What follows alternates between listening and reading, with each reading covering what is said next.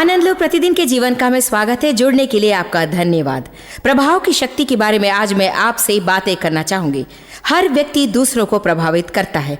आपका प्रभाव सकारात्मक हो सकता है और कभी कभी नकारात्मक भी हो सकता है, परंतु मैं चाहती हूँ कि आज आप अपने आप से पूछें कि कर्म क्षेत्र में आपका प्रभाव किस प्रकार का है, शॉपिंग की दुकानों में या अपने बच्चों के साथ।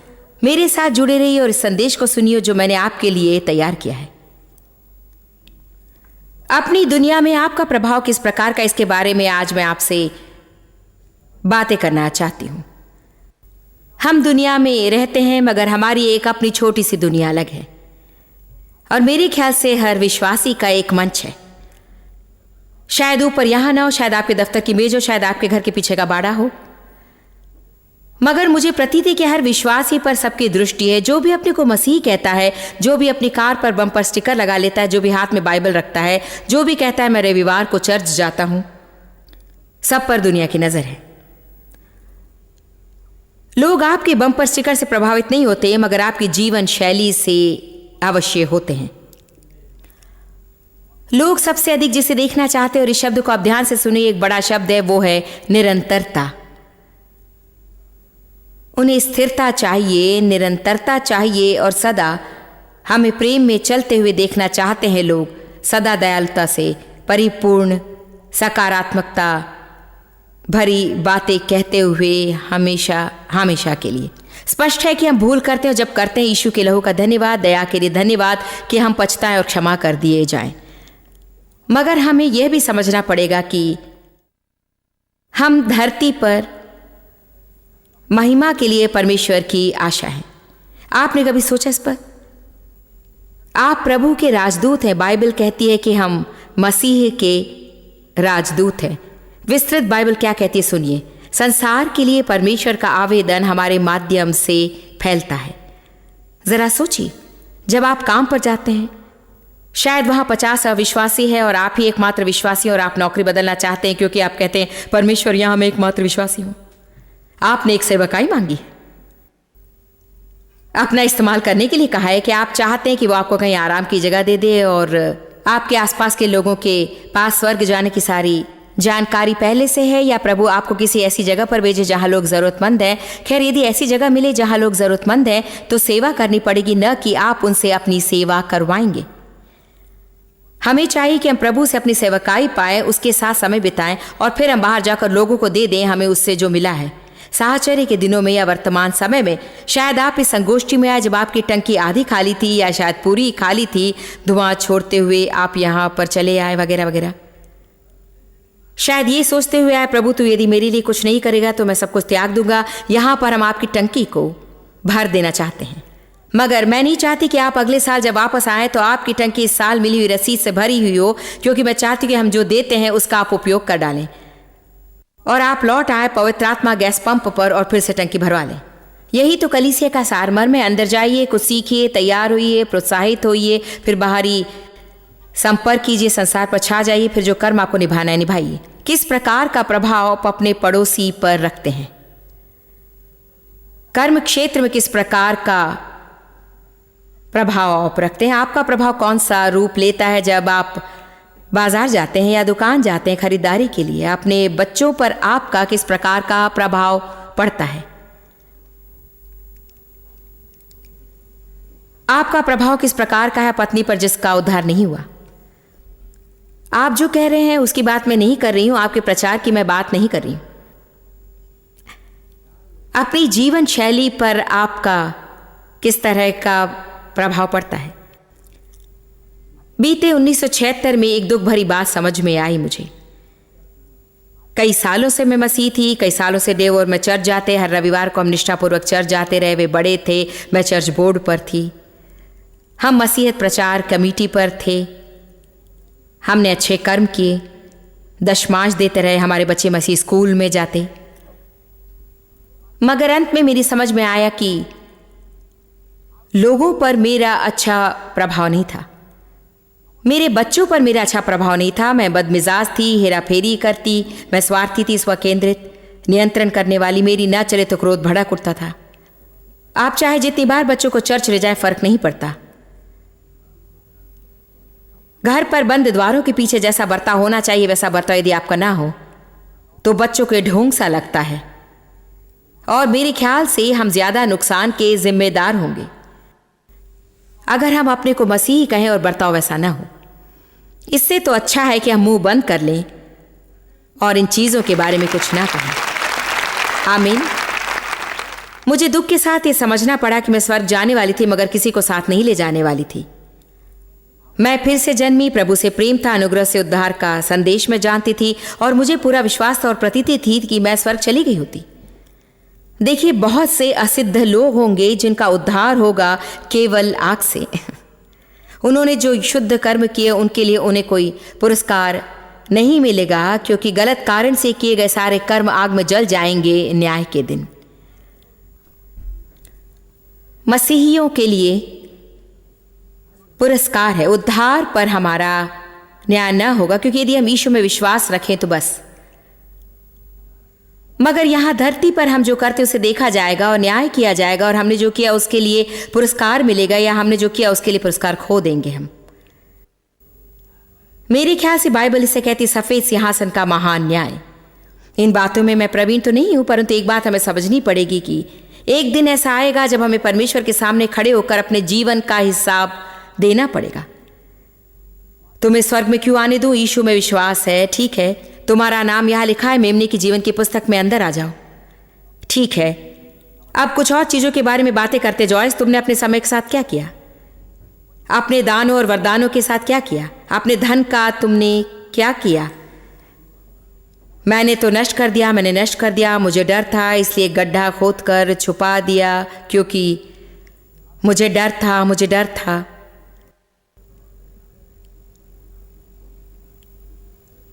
हम पुरस्कार पा सकते हैं या गवा भी सकते हैं, मगर जब हम स्वर्ग जाएंगे हमें किस प्रकार का पुरस्कार मिलेगा इसमें दिलचस्पी लेने से अधिक मेरे ख्याल से इस बात से हमें कोई खास लगाव नहीं होना चाहिए। मेरे ख्याल से हमारा अत्यधिक लगाव इससे होना चाहिए कि हमारा जीवन दूसरों के लिए गवाह है कि नहीं, और जिस तरह हमने जिंदगी गुजारी है उसके बल से कोई नरक से बचकर स्वर्ग जाएगा कि नहीं। मैं आपको परम सत्य बताती हूँ, मुझे चर्च की बड़ी चिंता है, और चर्च से मेरा तात्पर्य है कि हम ही चर्च हैं। सो साधारण चर्च की बात कर रही हूँ, कोई विशेष चर्च की नहीं। यहाँ पर कई महान चर्च हैं, हर चर्च में महान लोग हैं, हर चर्च में कपटी लोग भी हैं। निश्चित है कि हर चर्च में भलाई है और हर चर्च में शायद बुराइयां भी होती हैं। हम संप्रदायबाजी में फंस जाते हैं और लड़ते रहते हैं कि कौन सही है और मेरा विचार है। कोई भी 100% सही नहीं है।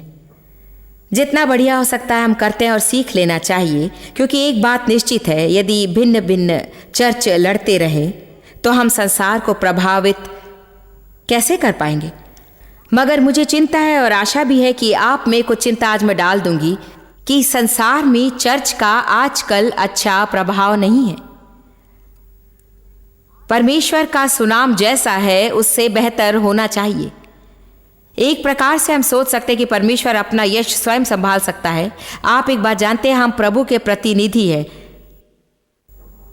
लोग उसे नहीं देखते, हमें देखते हैं, और हम लोग उसके प्रतिनिधि हैं। यदि मैं अपने किसी बच्चे को किसी काम के लिए भेजूं और हमारा बड़ा लड़का डेविड विदेशों में हमारा प्रतिनिधित्व करता है और विदेशों में हमारे दफ्तरों को खोलने में उसका बड़ा प्रभाव रहा है, जैसे कि ऑस्ट्रेलिया, अफ्रीका में, रूस में, इंग्लैंड में, कनाडा और भिन्न भिन्न देशों में, और मध्य पूर्व में भी। मध्य पूर्व में हमारा दफ्तर है, मगर मैं वहाँ पर कभी नहीं गई। जानते हैं, वे उसके बारे में जो विचार रखते हैं उसका इस सेवकाई के साथ बड़ा सरोकार है। आमीन। और देखिए, वही बात यहाँ धरती पर परमेश्वर के सुनाम के बारे में लागू होती है। वो यहाँ नहीं है जो लोग उसे देखे, वे हमें देखते हैं। हम प्रभु के प्रतिनिधि हैं। स्वार्थीपन और स्वकेंद्रता की हमारी पश्चिमी संस्कृति में बड़ी समस्या है। खोए हुए की हमें परवाह नहीं है। हमें ज्यादा परवाह होनी चाहिए इस बात की कि लोग स्वर्ग जा रहे हैं या नरक जा रहे हैं। हमें चाहिए कि हम जाग उठे, गुलाब सूंघे और समझें कि हमारा उद्धार और स्वर्ग में हमारा स्थान सुरक्षित हो जाने के बाद प्रभु का हमारे लिए कोई लक्ष्य न होता तो हमें यहाँ से निकाल ले जाता। हाँ, प्रभु चाहता है कि हम आनंद मनाएं और समृद्ध हो जाएं और अच्छी वस्तुएं पाएं, और वो चाहता है कि हम सफल हों। मगर सबसे अधिक परमेश्वर को यहाँ प्रतिनिधि चाहिए। कम ऑन नाउ, जो श्रेष्ठता से उसका प्रतिनिधित्व कर सके।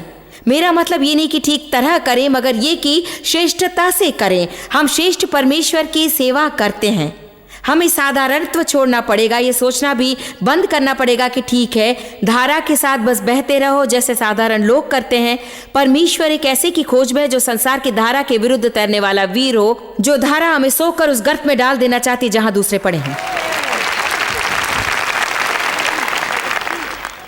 हमें आलस को झटक कर समझ लेना चाहिए कि ये जरूरी नहीं कि जीवन की हर चीज अच्छी लगनी चाहिए। आमीन।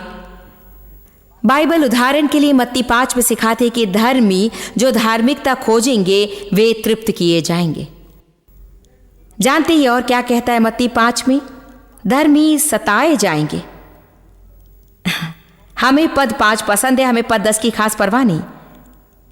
जी हाँ, मैं धर्मी हूं, मुझे तृप्त किया जाना चाहिए, जरूरतें पूरी होनी चाहिए, आशीष भरा जीवन होना चाहिए। वास्तव में मत्ती 5 में कहा गया है कि हम धन्य कैसे हों, अर्थ है कि इतने समृद्ध हों कि लोग डाह करें, और जीवन इतना धन्य हो और आत्मा में भी इतनी आशीष दी गई हो कि परिस्थिति गंदी होने पर भी आप सदा धन्य हैं। ये बहुत प्यारा है। जी हाँ, आमीन आमीन।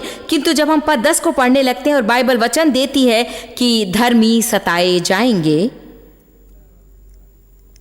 हम इसकी अधिक चिंता नहीं करते।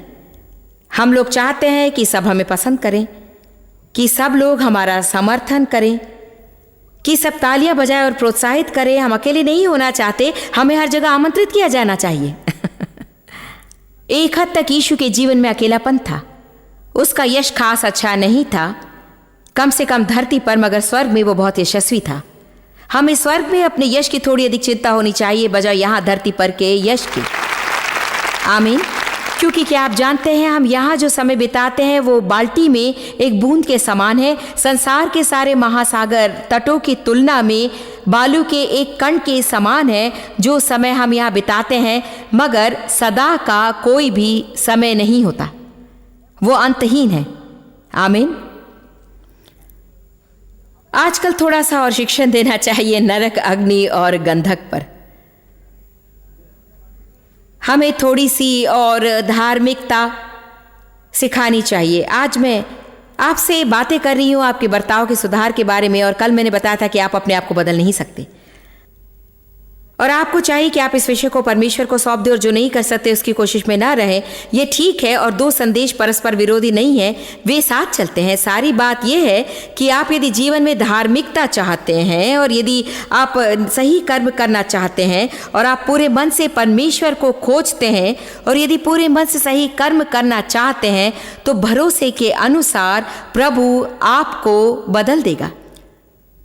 परमेश्वर करेगा, मगर फिर भी उसे खोजना होगा। प्रभु को खोजो जबकि वो मिल जाए। प्रभु को खोजना पड़ेगा, समय बिताओ उसके साथ, प्रभु को खोजो, पढ़ो, प्रार्थना करो, वचन स्वीकार करो, सदा अवश्य कुछ करते रहो। गलत चीज करने में समय ना बिताओ, मगर ऐसा ना हो कि चुप बैठे रहो और कुछ ना करो। जहां काम करते वहां यदि अविश्वासी हो तो आप उनके उद्धार के लिए उनके सामने प्रस्ताव शुरू करने की कोशिश ना करें, शरीर के कामों में ना फंसे और दुर्दशा में ना पड़े। यही मैं आपको कल समझा रही थी कि खाली कुएं जिनमें पानी ना हो, खोदने से कोई फायदा नहीं होगा।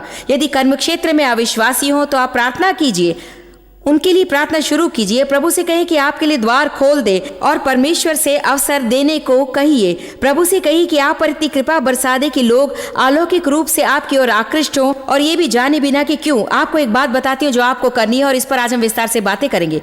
जब भी आप किसी जरूरत को देखें जो आप पूरी कर सकते हैं, आप उसे पूरा कीजिए, मगर उसे तुरही बजा कर ना कीजिए कि मैं जो कर रहा हूं उसे देखिए। आप चुपचाप जरूरत पूरी कर दें और चुपचाप निकल जाएं। इस धरती पर परमेश्वर का प्रतिनिधित्व करने का सर्वोत्तम मार्ग है कि लोगों के साथ अच्छा बर्ताव करें जो उसके योग्य नहीं है और जो समझेंगे भी नहीं, मगर शीघ्र या देर से आपके माध्यम से वे परमेश्वर के प्रेम का अनुभव करेंगे, और ये उन्हें इतना अच्छा लगेगा कि जिसे उन्होंने जीवन में कभी ना अनुभव किया होगा, और वे आपको समझ ही ना पाएंगे, मगर शीघ्र या देर से उन्हें उसकी भूख लगेगी जो आपके पास है।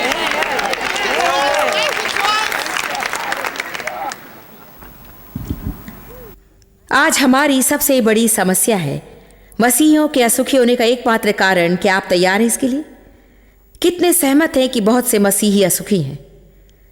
आइए आज इसे ईमानदारी से स्वीकार करें। बहुत से मसीही असुखी हैं, बहुत से लोग हैं और वे असंतुष्ट हैं। मुझे तो परमेश्वर में भरोसा इस उन्नति के लिए, तभी मैं सुखी हो जाऊंगा। बस मेरी शादी हो जाए तो मैं सुखी हो जाऊंगा। परमेश्वर मेरी शादी ना हुई होती तो मैं सुखी होता। परमेश्वर मेरा घर अगर जरा बड़ा होता तो मैं सुखी होता। मैं तेरी संतान हूं, मेरा घर तो बड़ा होना ही चाहिए। हे प्रभु, इस बड़े घर की देखभाल करते हुए मैं तो बिल्कुल ऊब गया हूं। प्रभु, मैं तेरे भरोसे हूं कि मुझे एक काम वाली मिल जाए। कमान, आप जानते मेरा तात्पर्य क्या है, इसका कोई अंत ही नहीं है। चीजों के पीछे मत पड़िए। बाइबल कहती है राज्य को और उसकी धार्मिकता को पहले खोजो, बाकी चीजें जोड़ दी जाएंगी। चीजें आपका पीछा करें, उनका पीछा आप मत कीजिए। मसीहियों के असुखी होने का यह प्रधान कारण इसलिए नहीं कि उन्हें और सामग्री चाहिए। हम इसलिए असुखी नहीं हैं। लोग इसलिए असुखी हैं कि वे किसी की मदद के लिए कुछ भी नहीं कर रहे हैं।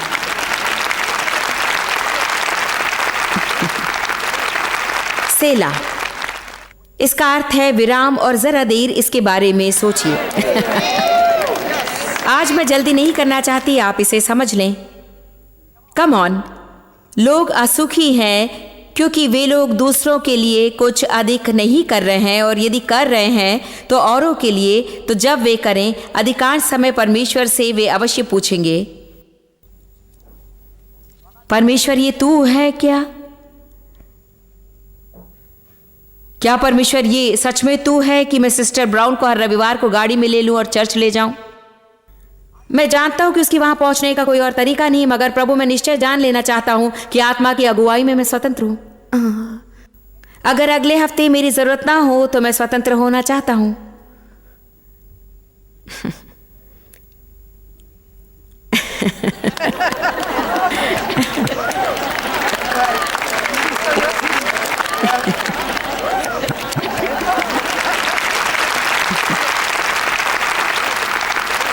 आप कहीं पहुंचने को पाबंद है, आपको वहां जाना पसंद हो या ना हो, उस पाबंदी का क्या हुआ?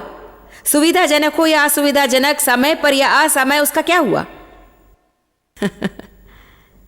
देखिए, त्याग कोई शाप तो नहीं है।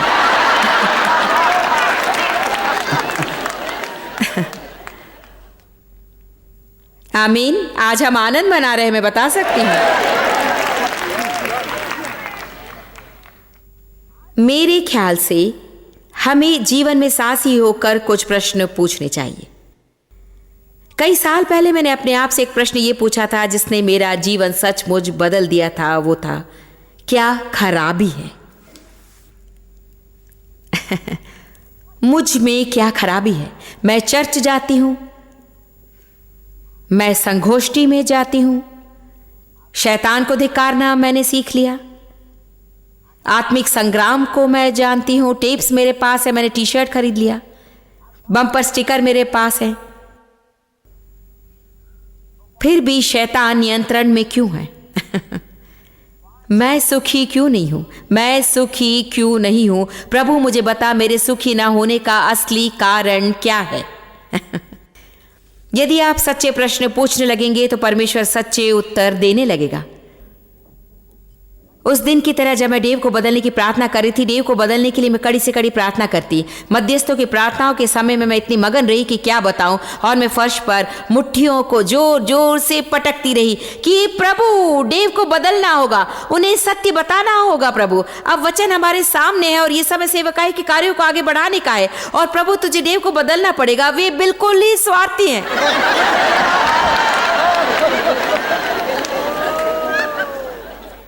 प्रभु ने मेरे छोटे से बुलबुले को फोड़ा और मुझे प्रभु की वाणी सुनाई दी कि डेव समस्या नहीं है। और डेव तब से आनंद बना रहा है।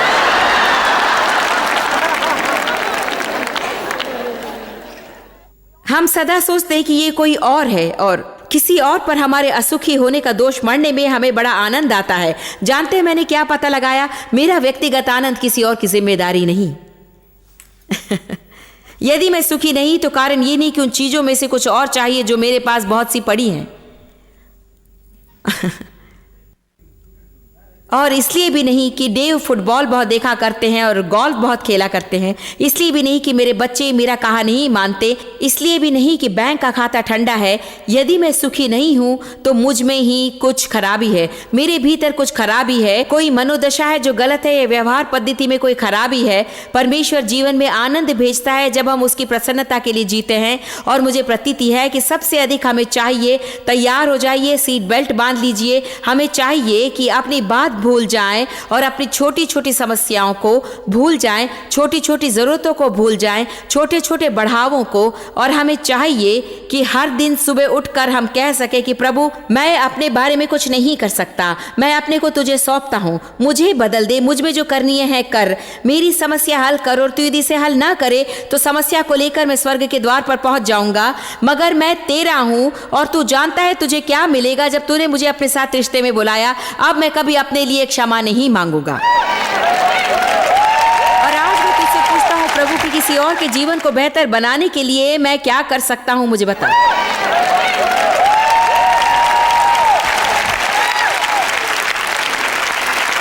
आप में से अनेक लोग यहाँ आए प्रभु से अपनी समस्या का हल मांगते हुए, और आपकी समस्या का उत्तर मैं अभी आपको दे रही हूँ। एक बार और आपको परमेश्वर से उत्तर मांगने की जरूरत नहीं, उत्तर मैं आपको देती हूँ। अपने ऊपर से ध्यान हटा लीजिए और प्रभु को इस्तेमाल करने दीजिए अपने आप को किसी और की आशीष के लिए। जब तक गेहूं का दाना जमीन में गिरकर मरता नहीं तब तक वो अकेला होता है, मगर यदि वो मरे तो बहुत ही फल उत्पन्न होगा।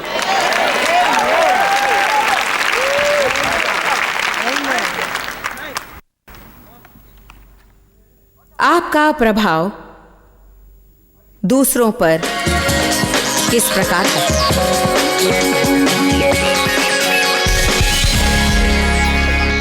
हाल में अपने कार्यक्रम में हम लोगों को प्रोत्साहित करते रहे हैं सहभागी होने के लिए, और आप में से बहुत ने विश्वास का वो कदम उठा और हमारे नए सहभागी हुए या वर्तमान सहभागिता को बढ़ा दिया। इसके लिए आपको हार्दिक धन्यवाद देती हूँ। मैं शब्दों में बता नहीं सकती कि यह हम लोगों के लिए कितना महत्व रखता है कि आप जैसे महान लोग साथ हों और जीवन पर बुलावे में विश्वास रखते हों, जिन्हें प्रतीति है कि संसार में एक बदलाव लाने वालों के साथ उन्हें सम्मिलित होना चाहिए। आप वो विश्वास का कदम हर महीने उठाते हैं, सहभागिता निभाते हुए और प्रार्थना करते हुए। धन्यवाद, धन्यवाद, धन्यवाद। संसार तक पहुंचने में हमारी मदद के लिए प्रभु आशीष दे।